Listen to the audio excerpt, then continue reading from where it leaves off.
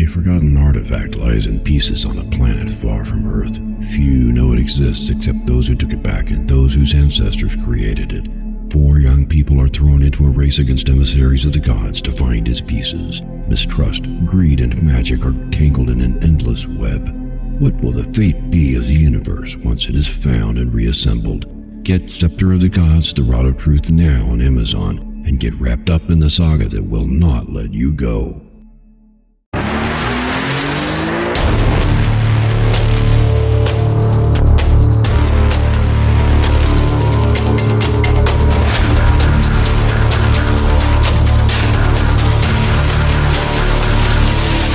Good morning and welcome to the Motivational Devotional, where we are merging motivation and spirituality to create a daily dose of confident positivity.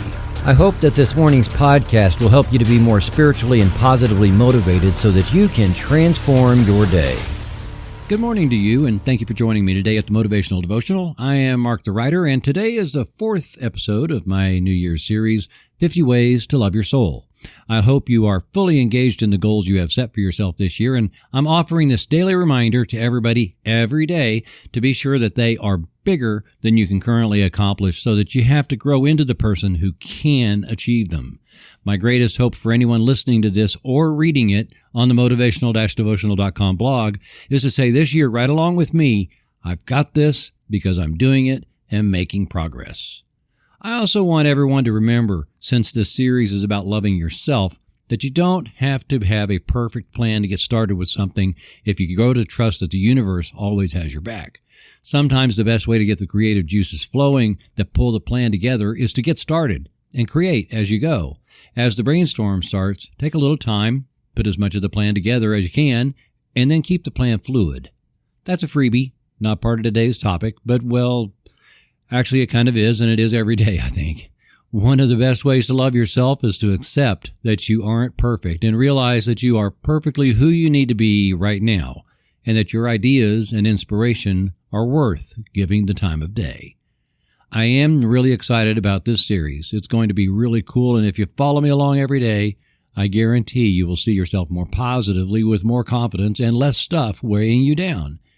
As I share 50 different ways for you to be your own best Valentine, I am sure that there will be a handful of things that work great in helping you grow into who you want to be. If you know anyone who could use some encouragement in setting goals and taking life by the tail, then this is it.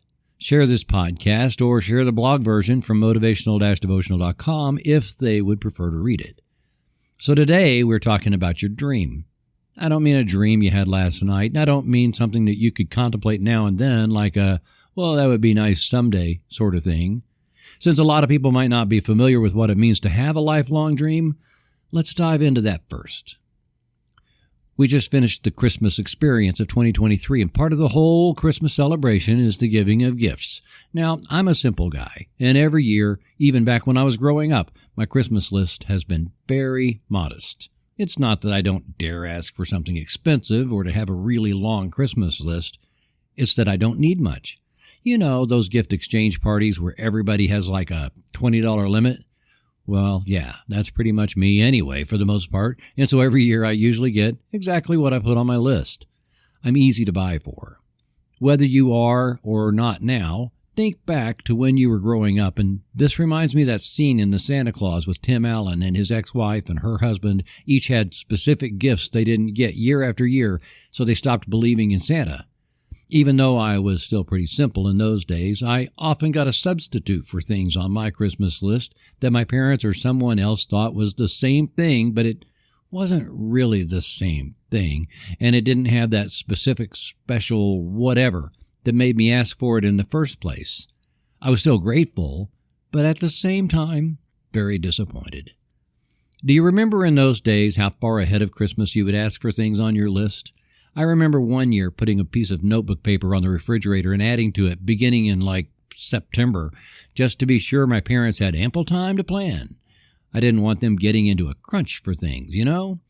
I never asked for the Red Ryder lever-action BB gun, but I did ask for a 22-gauge rifle one year. No, that didn't get a substitute. I just simply didn't get it, and was never going to get it. It was the fault of 2 of my mother's brothers, though, because they had taken me hunting, and I discovered I liked to shoot target practice. Never bagged anything, but I did knock off quite a few cans out in the wilderness. Anyway, I digress. When I made my Christmas list each year then, and even this past Christmas, there was always at least one thing on that list that I wanted so badly I could taste it. That wasn't because I wanted the materialistic fulfillment of just having the thing. It was because I wanted what it would do. The red, white, and blue basketball was because I wanted to play like one of the Harlem Globetrotters. No, that wasn't this past Christmas, silly. I know somebody is wondering that. This past Christmas, it was an airbrush, which I lovingly was gifted, and I'm still trying to figure it out. You know what I mean, though, right? Your Christmas list usually has at least one special thing on it because that one thing is going to continue giving you special experiences that you want to have. People ask for kayaks because they want to go whitewater rafting over and over and maybe do it with friends and family for shared experiences. People ask for tools so they can build and repair things for other people. You get the idea, and I am sure this describes you. Well, taking that idea of that one special thing, that was for that Christmas season, and maybe it was this most recent one, a dream. When you did open that gift and found that you had received that special gift, it was a really special moment, wasn't it? That is the best way I have of describing what it means to have a lifelong dream, except that your lifelong dream is like the granddaddy of all Christmas presents, that you get a little here and there in an ongoing process for the rest of your life. It's not just a big ask. It is the ultimate ask. But you ask for it, you write it down because of the experiences and the impact it will have on your life. The more of this gift that you receive, the more it will change your life permanently and for the better. Just like with the Christmas list, this is something that you would love to have in your life, and I mean to the extent that you would feel almost like you don't deserve it. Almost. But you know you do. You don't wait for Santa or anyone else to give this to you, though. This is something you give yourself, and you have to love yourself enough to know that this audaciously big ultimate ask needs to be manifest in reality, not just because it would make you happy, but because it literally is something you are compelled to do. The universe is driving you to pursue this dream, to give yourself this gift. But you're going to have to work for it. You're going to have to work really hard for it. You're going to want to give up because it's going to get that hard. But let me ask you this. Did you ever once, during the Christmas season, go to one of your parents and say, "You know, my Christmas list for this year, I've decided it's probably just too hard, so never mind, I'll do without it"? I doubt you did. And when you've gotten a Christmas list from someone else and you know there is one special thing on there that would make their Christmas go over the moon, would you ever say to that person right before Christmas that it's just too hard, so you've decided to not give it to them? I doubt you would do that either. So why would you do that to yourself? Do you know this is one of the reasons why people give up on their New Year's resolutions? A person says they're going to start going to the gym and get back into shape, and so they start, and within days or weeks or maybe months, they give up. Why? I think the main reason is that a person tries to commit to the activity of going to the gym, but they never commit to the experience of the results, like feeling great, feeling more confident, feeling more capable, things like that. I stay in shape because I want to live at least into my 90s and never once have to live in a facility because I'm too sick or feeble. That's a piece of my lifelong dream. The last thing I want to say about this is that there have been some excellent books about having a purpose-driven life, and some of them have had that exact title. It's the same thing, but a lot of us don't relate. I tried for years to come up with what I felt like my purpose is in this life, but the best I did was write down what I thought I should do without considering what I felt compelled to do. I neglected the consideration of the experiences I would have by pursuing it. And even today, my dream doesn't feel too much like a purpose, but it could be stated that way. What I can definitely say is that my dream is what I love, but it isn't complete, and by pursuing what I love with relentless intent, it will develop and grow, and I will receive innumerable experiences along the way that will be so incredible, and some of them already have been, that I feel like I must be living someone else's life. So at the beginning, I said this is probably the easiest of these 50 things, and the reason I say that is because to love your dream means to love what you love. Who can't do that? Instead of feeling like you're doing something decadent or selfish, realize that the reason you love it is because you are designed to do it.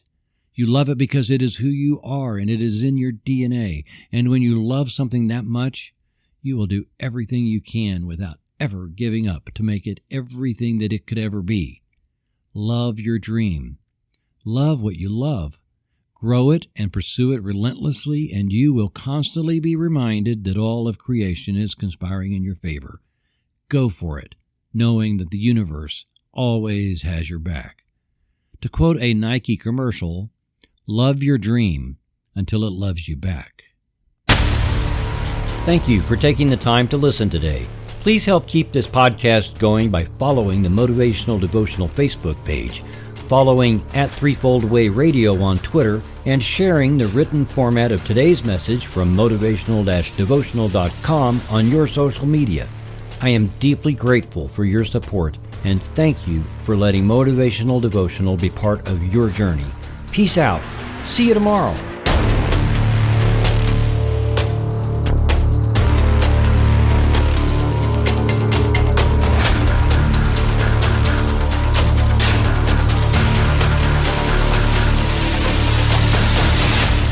Motivational Devotional is a production of Threefold Way Radio, LLC.